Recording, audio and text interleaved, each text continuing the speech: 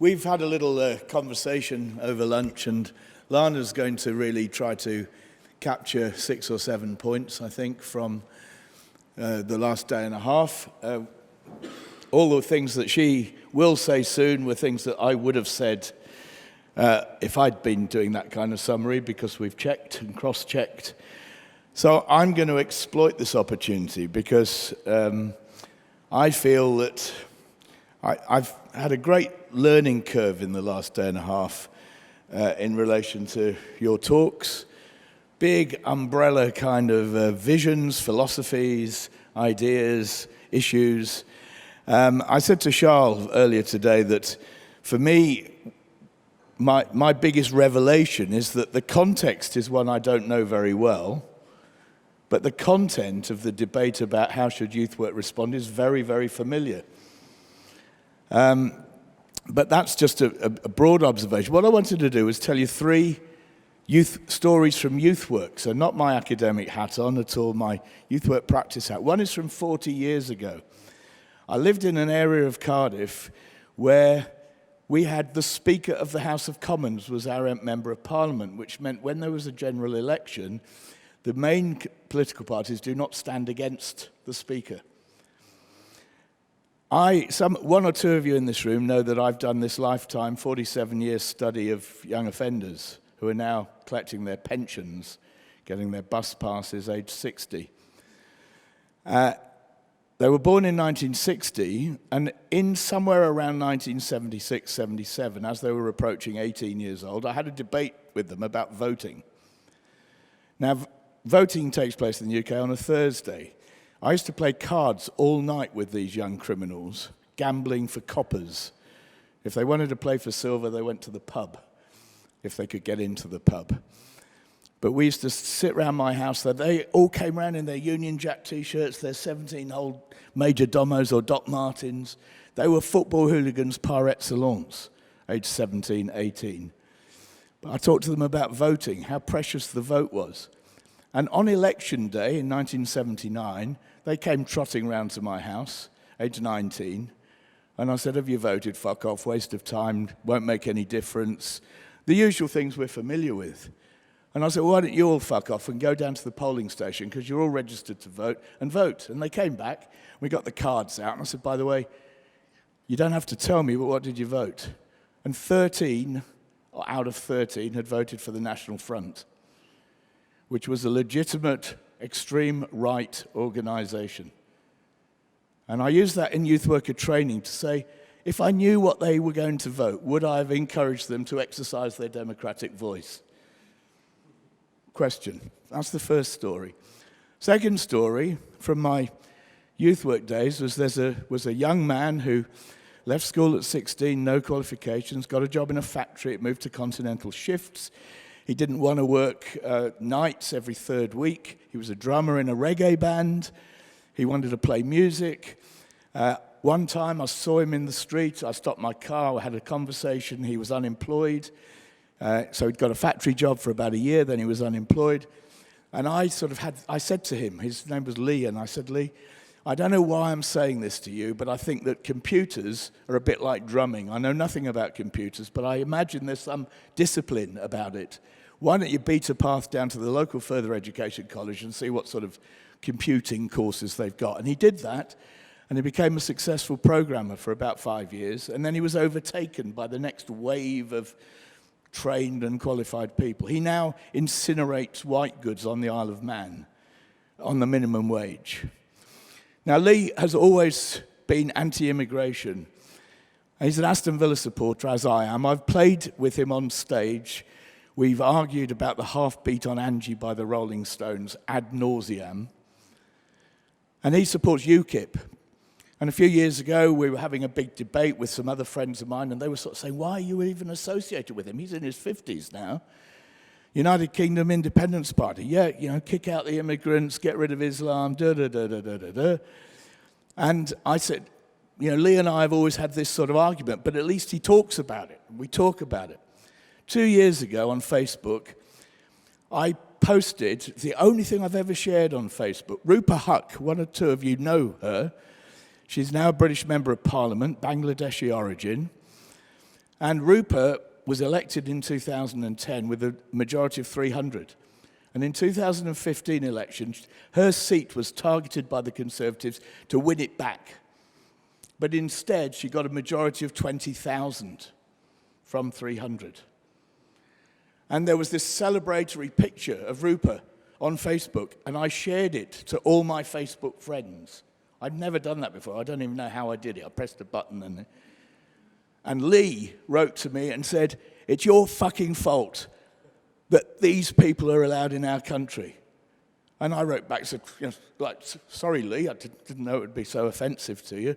"Yeah, well, when we get into power, I know where you live. I'm lining you up against the wall. I'll put a bullet through your head." I'm part of National Action now, which is an illegal right-wing organization. It got worse and worse and worse. And I was very sad. I was upset. I thought we'd always had a decent relationship. I even said, "Look, we've had our arguments in the past about the half-beat on Angie, and that didn't blow us apart. Can't you just calm down a bit?" Other people started joining in. Loads of other people were reading the exchanges. They told me verbally. They rang me up, said, "What's he playing at? What's happened?" But his threats to me got worse and worse and worse and worse, to the point where I defriended him. So he's the only person I've ever defriended on Facebook. He got married in the summer. I sent him a card. He got married at Aston Villa Football Ground. I wished him well with his new wife, but I wasn't at the wedding. He wasn't going to invite me, and everybody asked where was I, and people had to say, well, there's been a bit of a kind of a falling out. But it wasn't a falling out. He threatened to kill me because I was part of the white, liberal middle class who let these fucking immigrants into his country, wrecked his career's prospects, and so on and so forth. Horrible stuff. And the final story was, I've got a mate who lives around the corner whose daughter is the same age as my daughter, so we're kind of friends, but he's an odd job man, Alan. And Al comes around, he does all kinds of jobs for me, cash in hand, £15 an hour, that's what he earns, but he always brings somebody with him, a Syrian refugee or an unemployed person, for, can you slip him a tenner? And earlier on this year, he brought a guy called Dylan with him. And Dill and him built a wall for me or something, and then we went off to my cottage a few weeks later, and Alan said, can Dylan come with us? He's a hard worker. And I said, well, I won't pay him, but I'll buy him drinks in the pub, and I'll buy him food, and we can have a chat. So we worked hard, guttering and walls and this and that, all day on the Saturday. Went to the pub, I bought him a pub meal and a couple of beers. Went back to the cottage, we were talking about many things, and then about 2 o'clock in the morning, Dylan, who was sitting opposite me, and this is kind of a good youth work message, Dylan said, come on, Howard, and he'd had 2 more cans, getting a bit drunk. He said, if we don't do something about it, we're all going to be forced to speak Arabic in 20 years' time. We're all going to be subject to Sharia law. Now, Alan noticed, Alan's not a youth worker, but he said, the way you responded was really good.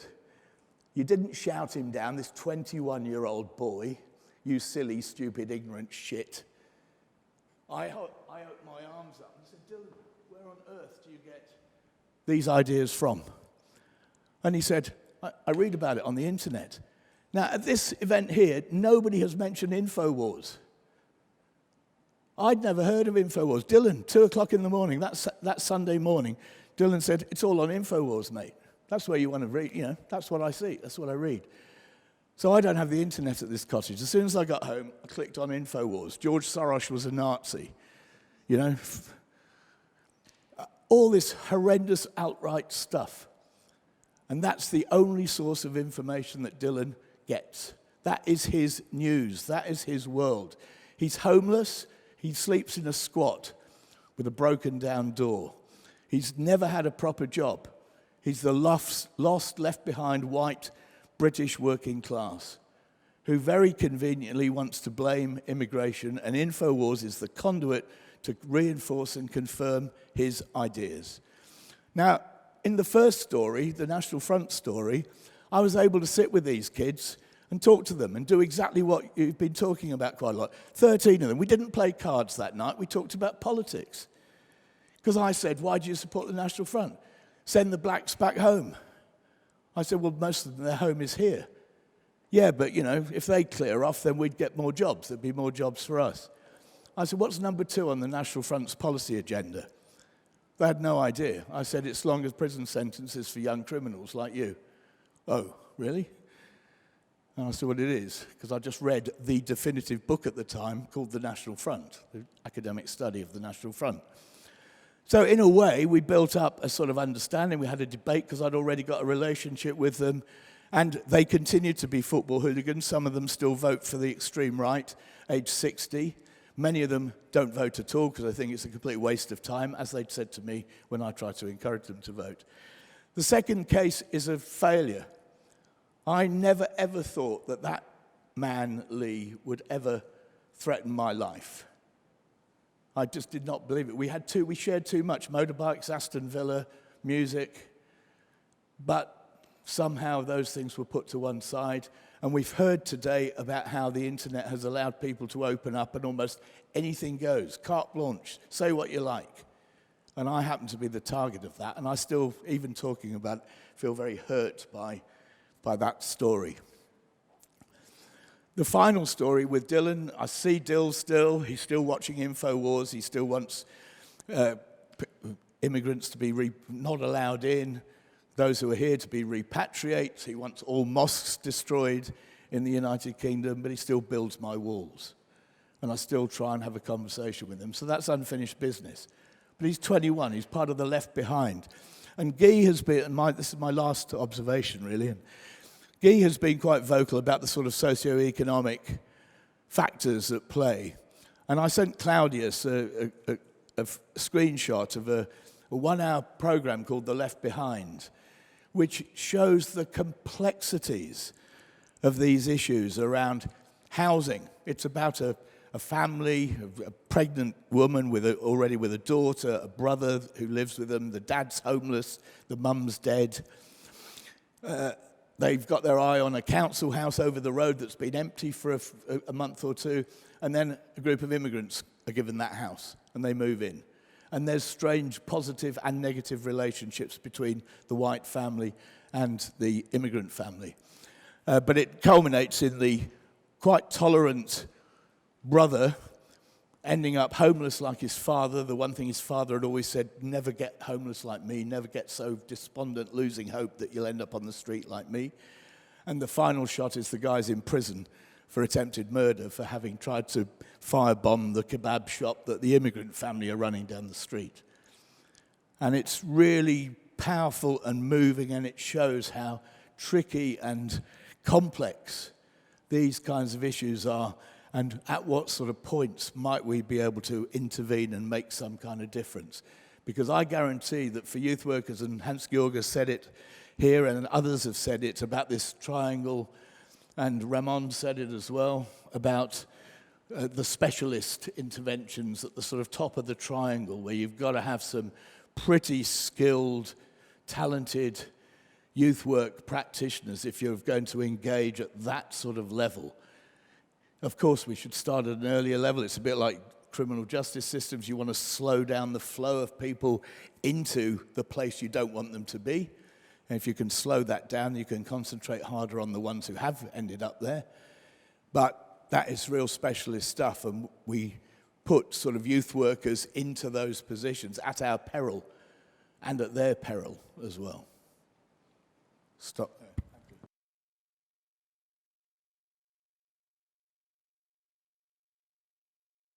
Yes, sitting down comedy. So it's difficult to follow after Howard's stories, but I think the examples that he has shared also show us a lot that we spoke about over the last 2 days, and especially talking about these defragmentation within society, the deep polarizations, and the extremes that are going on different sides, where young people feel that suddenly there is a gap.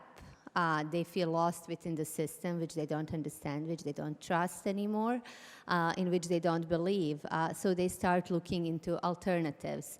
And these two sides are having much more difficulties in communicating with each other. And I think we have seen that from Howard's example of him and his friend. And Sven mentioned it today as well when you spoke about the abortion rights and how they are not even able to communicate, to understand each other's points of view. So as we are seeing these deep divisions within the society, young people also feel that they're very angry about the situation because nothing is changing. They don't feel that they can influence it. And this is where the populist ideologies come in and try to influence their views and to grab their attention.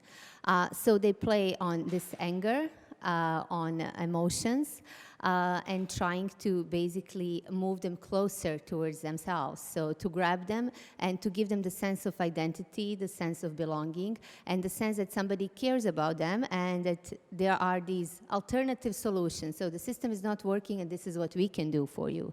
And this is actually the catching point, I would say. In terms of this emotional appeal and alternative solution, there is also this moral perspective of kind of speaking from a moral high ground and presenting something that is worthy, presenting the care, and also giving a meaning, because the search for meaning is at the center of every young person's life. So they feel that why am I here? What is my purpose in the world? How do I relate to others? So the movements often give this meaning. We're here to fight for something, to stand up for you, to provide a safe living environment, and this is one of the main perspectives. One of the subjects that we covered was a talk about anti-immigration, and yesterday we had a presentation on this as well. And this is kind of creating for a common enemy. So we have this rise, this confusion in a society. We have a rise of populism, right-wing nationalism, and then within that there is a common enemy, which are people who come from different places, and they can sometimes be from a neighboring town or they can be from a different continent. So the idea is that there is someone that this group is standing against, and it is building their own self-esteem, their self-worth in comparison to this other group, dehumanizing them in the process. And this is where the radical ideas are then formed against. And there is a sense of that this other group is responsible for all the problems because the system is not responding to our needs. We can't find a way to deal with our issues, with our insecurities. Then there is someone else, a kind of a scapegoat that we blame for what is happening. And how is this process happening? So it's happening, as we heard, through internet. So we had yesterday, I think, very kind of difficult presentation, I would say, that was a reality check for all of us to see what is actually out there and what is happening, as well as this emotional play face-to-face, you know, having, come to our group, we understand you, we feel for you, we will take care of you. So it is happening both face-to-face and online. So within this context, as I said, we group these three topics together, but then there is the question of where does youth work fit in when all of this is happening. And we discussed as well with Howard a bit earlier these ideas of interventions, resilience, and prevention. So what is actually the place of a youth work? It is first building this resilience of young people or encouraging critical thinking, helping young people to understand the reality in which they live, helping them understand the system, their rights, as well as how to relate to each other. So helping them also to process the information that is coming their way, whether it be face-to-face or the information they receive through the news channels. So helping them basically to process and decode, I would say, the information that is coming. And then after the resilience, there is the question of does the youth work intervene? And we heard many of the youth workers, or those who were speaking of youth workers over the last 2 days, speak about youth workers that were intervening actively in youth centers, on the streets, online as well. So up to a certain extent, youth workers do intervene, but the question is also how this intervention happens, whether we are actually challenging what young people are saying, whether we are accepting it, whether we are asking them to maybe give us more information to understand what is underneath this iceberg, what are the reasons for these beliefs or these opinions. And then the third one is the question of prevention. And there are various levels of prevention, and Manfred today spoke about the generic prevention that was done through their project, through their research. I did a similar research as well. And I think the general agreement within the youth work is that the generic prevention is the first level where youth work actually can do something.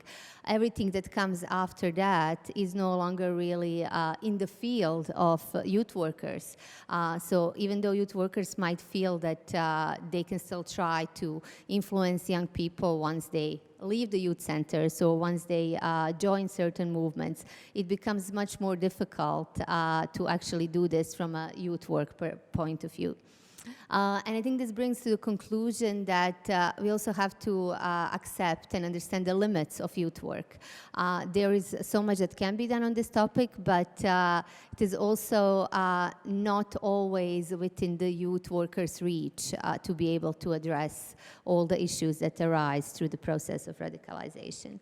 As well as there are other issues in youth work that youth workers are facing themselves through the different projects. So sometimes youth work is considered to be a problem solver. So the instrument, when there is a topic that arises, let's get youth workers to address this specific issue, whether it be radicalization or anything else. But then there is also a question of funding for youth work, that most youth workers now have to be the managers, the project managers, the fundraisers, report writers. So the youth work actually becomes more and more limited in the sense of the time that they spend with young people. So, that is all from me. Yeah.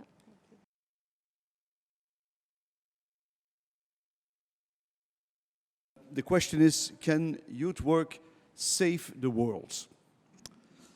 And I will answer no.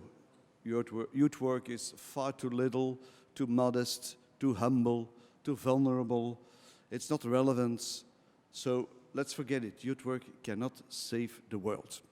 Questions?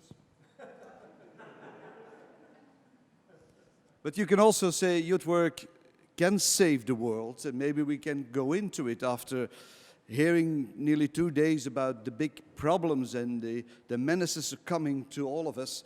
What can we say about youth work in those conditions and those environments? And I think the first thing that we have to say is, again, what is youth work and what can youth work be? And I think we have to start to say that youth work is so much more than a method. Sometimes I have the impression that we reduce youth work as a method to cope with young boys, young girls, children, youngsters. It's so much more. It's so much more also than talking about a youth worker as a professional or as a volunteer and his relationship. It's more. And my approach, and for some of my colleagues it's not new, is that we have to tackle it as an ideological concept. And I know when you mingle ideology with youth work and with pedagogical and educational processes, it's a danger. We know about all the ugly things that happened the last century. But on the other hand, being in youth work, being in every relationship with human beings, educational work, social work, never mind, it's always not neutral. It's about values, it's about norms that you make. And I try to develop a concept that youth work is a kind of an integrated, a comprehensive set of values that is not the same as educational work in schools, that's not the same as welfare work or social work on the streets and in institutions or in jails. And so it's another kind of environment where you can offer young people very specific and very interested offers. So let's go into an ideological concept. What can it be? And I have to say, it's not just some values, they have to be together in a whole. So the first thing is that we approach young people as growing human beings. Children, young people, they are growing. And what does it mean? It means that they have specific criteria to go and to cope with reality. They are sometimes strong and creative, and they don't have the boundaries that we as adults have. But on the other side, sometimes they are vulnerable. Sometimes we need to protect them. It's the everlasting paradox, giving space, taking space, giving borders, go outside the borders, and so on. Secondly, and it's also put in a few of the stories we heard last days, is you have to accept that they, not accept, but you have to approach them as citizens, as full-worthy co-owners of society. And I think that's crucial in youth work. It's not only in youth work, but in youth work we can work on that aspect more intensive than in other pedagogical environments. So we have in youth work to really develop an increasing co-ownership, not only of the youth work offer itself, but also in society.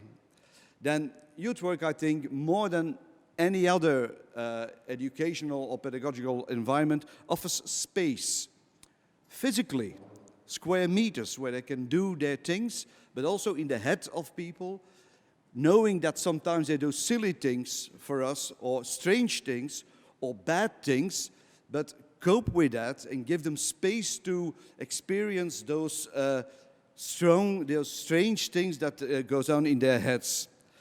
Youth work, of course, must be also as autonomous as can be.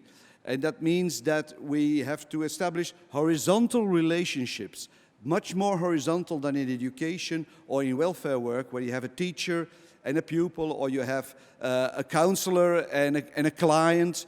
Youth work must be as horizontal as can be, because it's a place where we can offer, and I come back to some of the stories we heard, because that's a place where we can offer active democracy, where we can show and give space to really experience how it is to be active Democrats, and also to cope with pluralism, which means a whole set of opinions that comes out of very strange corners. Give them the chance to go into youth work and give them space to develop them. And I think the authenticity that youth work can offer in those environments is quite exceptional and makes youth work really worldwide in saving the world. And of course, not to forget, youth work is a place for fun, is a place for playing in that we adults often do, but sometimes forget. But I think it's really a place where they can build out their fun, their joie de vivre, being young together, enjoy being young together, and so on.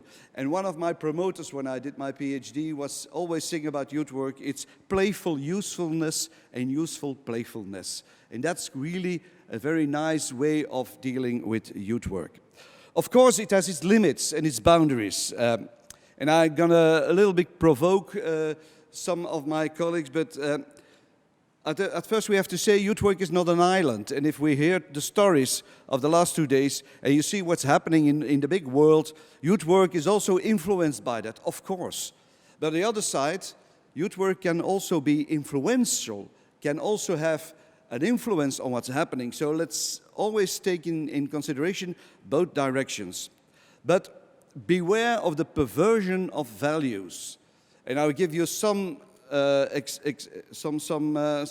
illustrations.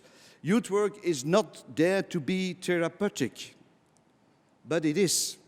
Youth work is not to be primarily educational, but it is. You learn a lot of skills in youth work.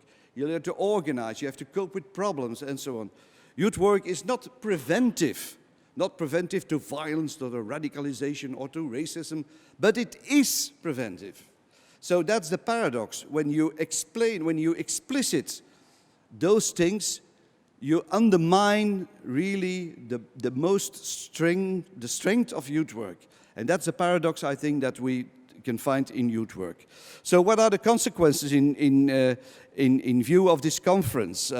I think that youth work can offer an exquisite, an exclusive, an ultimate environment to cope with all kinds of dangers. And we sometimes talked about it on the tables after some introductions, that young people have to cope with dangers, with a lot of dangers all around them. There are dangers coming on their head. It's about alcohol and other stuff. It's about the internet and play. It's about racism, extremism, and so on and so on. So I think that we have to see youth work as a place where they can learn to cope with danger and with risk behavior, and that's one of the big issues I think that we can put into the arms of the youth work without making the effort to make the perversion of values.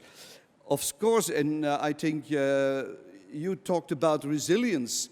I think in youth work it's a place for resilience, for building up resilience, but beware not to make it a place where you only talk about resilience and so on. So youth work must be, and I go to my conclusions, a place for active participation and active democracy and pluralism. And I come back to what you told us yesterday. I think it must be a place where you can really play with those things and discover the limits and the values of active democracy and pluralism.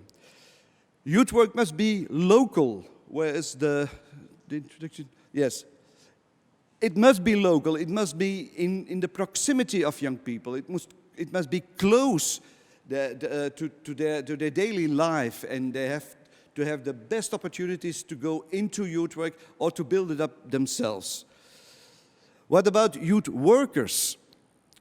I think youth workers must go for the ideology I tried to explain earlier. I think it's very important that they keep in mind that they give space and that they give autonomy to young people and not go into the professionalizing like they do in education and welfare systems. It's another way of dealing with young people than in other sectors. And of course, respect them all. Keep your lines with young people open. Youth work will be the last open line sometime with a lot of young people who are really lost in society, lost in values, lost in their life. Sometimes youth work, and especially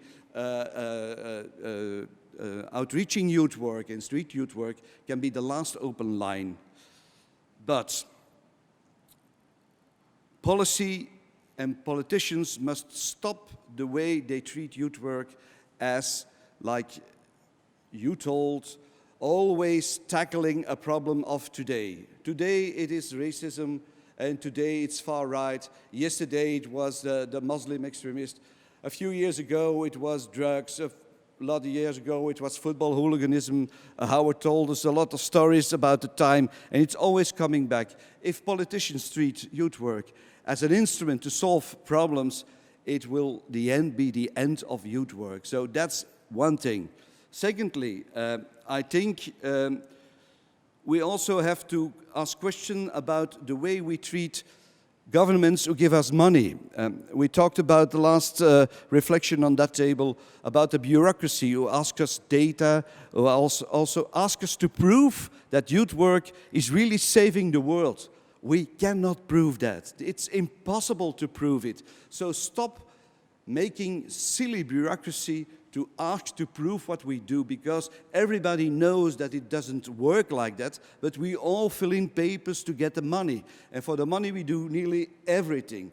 Where are the boundaries of that system? Don't we have to ask ourselves questions about the collaboration with that enormous bureaucracy that is linked on getting money from governments? So can youth work save the world? Yes, it can, on a modest way, but it can offer a very specific answer to a lot of questions of young people and give, of course, a lot of opportunities to what young people are asking. And it will be a vanguard, youth work, and it should be a vanguard for participation, for open democracy, and for fun and pleasure. Thank you.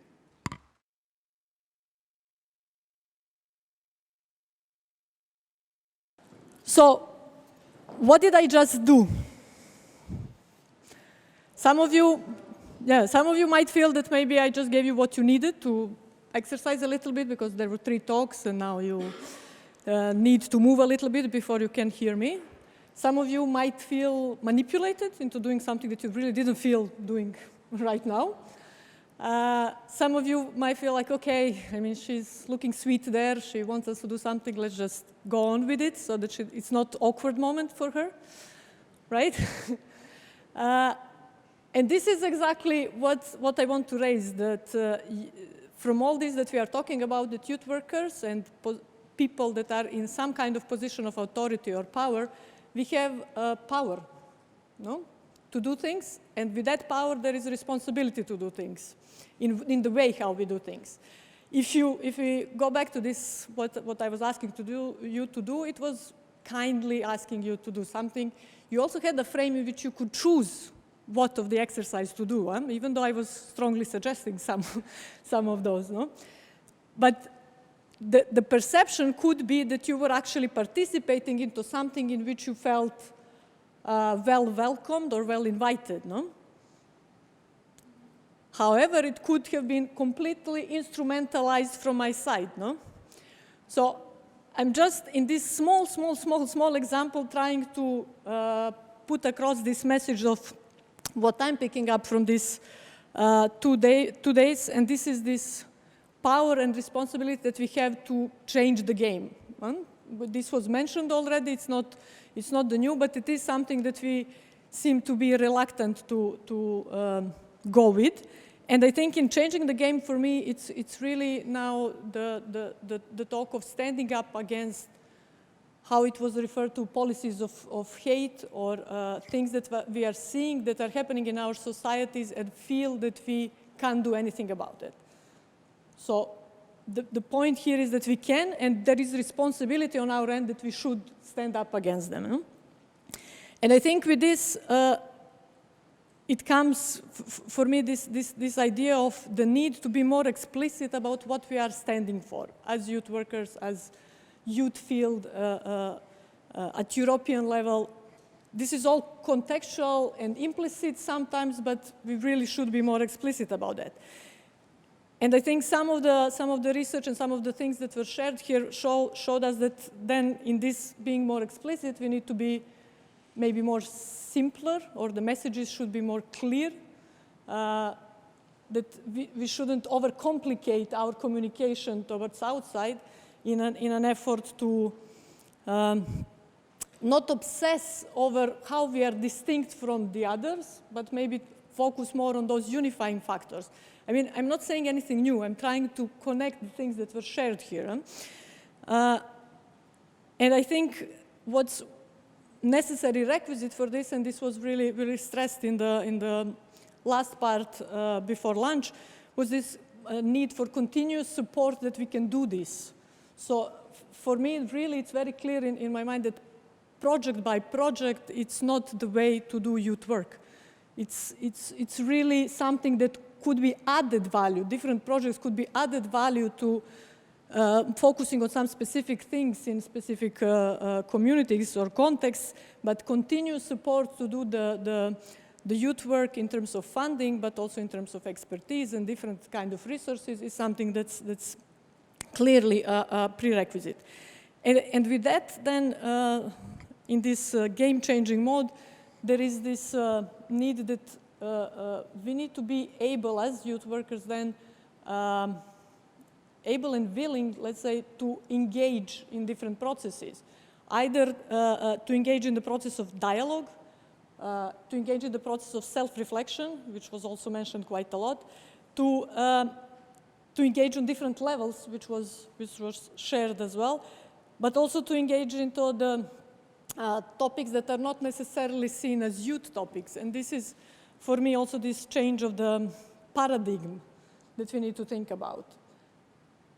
I was often in situation as a young activist, and I'm calling it like that, not youth worker, but young activist. At the time, I was put in the boxes that this is not an issue that should be of my concern. And I think often we are doing this to ourselves also in the youth field, that we are kind of narrowing down what is our concern in the society. And if you look at it, and from what we are seeing, climate change is now a youth issue, no? And, you know, traditionally, we wouldn't say this is a youth issue. Maybe the national debts are also the youth issue. And again, traditionally, we are not seeing this as youth issue. Maybe as youth workers, we need to take these topics, to own more those topics and try to see what to do about them. I think there it's another thing that was mentioned is this thing of working in isolation of whatever is happening in the society or working in collaboratively. And I think intuitively it's very easy to say, of course, we should work together, we should collaborate and everything. But youth work goes through these struggles of identifying itself and trying to build the position within the society or within different players in the society, which makes us in a, let's say, vulnerable position to be the first to offer this, let's say, hand of cooperation. I mean, we even heard this saying, are we partners or subordinates, if I'm not right. I mean, it seems there is always this fear that we will be used or misused as a youth workers into something else in some other agenda. And coming back to the first point, I think if there is a clear vision, if there is this clear of what we are standing for, then that should be easily, let's say, overcome. In that collaboration, I would say what's also needed, apart from exposing youth workers as such to self-reflection processes and also learning that goes beyond what's our usual youth work, in a sense, so that we are more aware of what's happening there. The notion that was shared here is that here also, from what I heard, is that we need to also look into, is there a need to diversify who are youth workers? Not necessarily in a specific term of who is youth worker, but in which backgrounds of people are attracted to youth work. Where is youth work also happening? And can we share some of the principles of youth work or collaborate with some other fields that goes in the same direction of what we are trying to reach in the youth work? And with this diversifying, I think there is also need to, and this was mentioned, to discuss the reach-out strategies and diversifying of which young people are we reaching to, or are we managing to engage in different kind of processes that we are leading. And with that said, it's again this story of, will we need to redefine what is outreach work? Because again, I was learning about outreach work and trying to do it, going in the pubs. But now perhaps it will be done in the online forums, or not even forums, but that's also outdated already, in some other online places. So it's these kind of things where we should be kind of up to the whatever is happening, up with the newest developments, but open enough and not afraid, I would say, of the thing, is this youth work? Are we youth workers? What is happening? As long, I would say, it goes in the line of what we are trying to do, and that is supporting young people to actually live their lives to their full potential, I would say, with these underlying values. Now, I'm not sure who, but I think, Ramon, you were mentioning this as a long-term emancipatory process. And I think that's really a good phrase to describe what is coming out from here, and what is a message maybe to all of us that are still trying to do something. We were discussing in one of the tables how hard it is to do it. I mean, to do youth work and to challenge some of the things, to challenge some social norms that are becoming norms. And I think that there is only one message to that. It is not easy, and nobody said it is easy. We are trying to influence lives of young people. We are trying to make life-changing moments for them, no? I mean, in a long run, not necessarily with every specific activity, right? And of course, it's not easy, especially if we are going against what are becoming now some trends and social norms. But from the other side, we seem to be very comfortable in our positions of doing different bits and pieces in either European programs or national and local programs, in different positions of doing youth work. And then it seems we are not feeling the urgency to do anything. So that's why the thing of, oh, it's hard. It's hard that I call 3 people from 3 different sectors and try to communicate together. It's hard that, I'm trying to reach out to some young people that will never come to me.